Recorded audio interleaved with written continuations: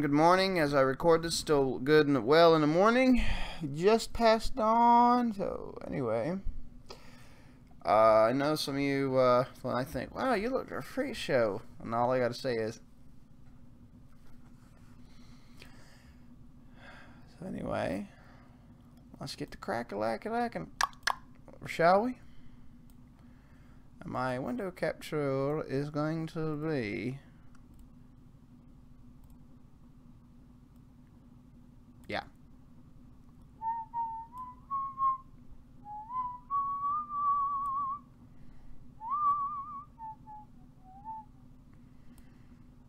Okay.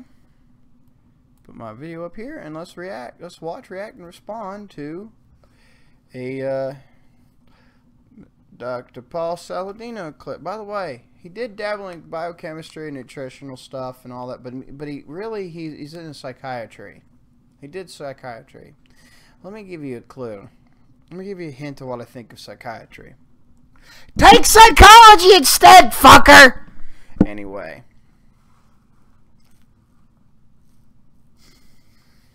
You know, Big Pharma's kind of taking advantage of that field quite a lot at times.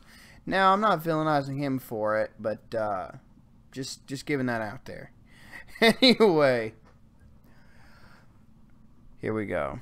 Beans! Bullshit or not? We all know from elementary school that beans are the magical fruit and they make you toot. Wrong. It goes like, beans are so great for your heart, just eat until you fart. That was the saying. And we know about Jack and the Beanstalk, but listen, beans are a seed, and seeds are very highly defended parts. They are. This is true. Parts of plants. Plants must put defense chemicals into their seeds to protect their DNA as it moves to the next generation. If they didn't do that, they would not be able to reproduce. In the case of beans, the defense chemicals include things like phytic acid, which prevents the absorption of minerals, digestive enzyme inhibitors, and lectins, which are carbohydrate-binding proteins, specifically phytohemagglutinin. Phytohemagglutinin can actually kill you. That's why you never eat a dry, uncooked red kidney bean or anything like that. Okay? Those actually kill you. So everything he's saying so far is correct, but I'll get to certain things I'm going to address pretty soon. Which has been associated with hundreds of cases of food poisoning, and in animal models, phytohemagglutinin causes leaky gut and dysbiosis, disruption of the microbiome. Beans are bullshit. They are survival food at best for humans. They are not optimal food for humans at all.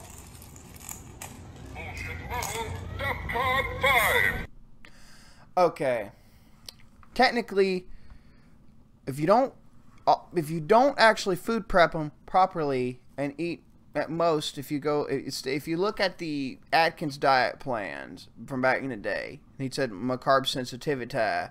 No, actually, you need to cross-reference it with the Randle Cycle and say, oh, that's why he said only eat 1/4 of a cup of it at a time, to avoid the Randle Cycle, or minimize the chance of of activating the Randle Cycle, because carbs, a certain ratio of carbs, to fat or just having too much energy in general. It's not, and you got to get rid of the carbs, because carbs above a certain dilution in the bloodstream's toxic as fuck, and yada yada yada. But yeah,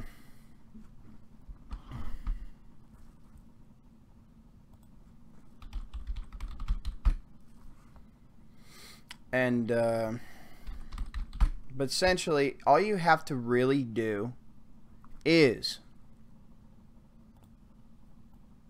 number one, you need to know how to food prep. Number two, you need to know how to cook them properly. Okay? Number three, like I said, it's like you don't eat no more than a cup of them with, say, like, so I did a video. I did steak and eggs, and I had 1/4 of a cup of my Cajun or Kunas red beans and sausage. And I did that, and I had to make sure I had a few pieces of sausage in it. I made sure I had that, right? So that's what you do. Now, how would you properly food prep the legumes? Well, it's not that. It's pretty simple. Beans are easy to treat. They're easy to get rid of by the time they're fully cooked.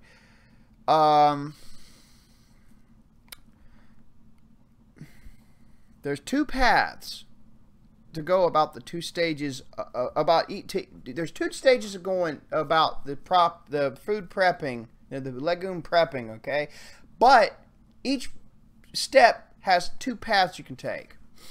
Food prep part 1, you got path 1, which is pre-soak them in a pinch of baking soda per quart of water, measuring a quart at a time until they're covered by about a few inches, or maybe I would say about like this, the rule of thumb, right? And let them soak for anywhere from 9 to 10 hours maximum, unless it's chickpeas. I would say 12 hours, 9 to 12 hours. Or path number 2 for food prep stage 1, which would be pre-soak them in dechlorinated water in a probiotic culture, like, in a yogurt maker for 9 to 10 hours max. Go beyond that, you start losing flavor. Unless it's chickpeas, let it go for a full 11 to 12 hours. Now, food prep stage 2, it's got two paths. Food prep stage 2, path 1. Boil them on high heat boiling for 30 minutes before turning the heat down to season them and cook them like normal. Or cooking. This is basically cooking, food prep and cooking, stage 2, path number 2. That is to just pressure cook them motherfuckers. There you go. Simple as. But again, you don't eat more than 1/4 of a cup of them to avoid the Randle cycle. I will link that down below.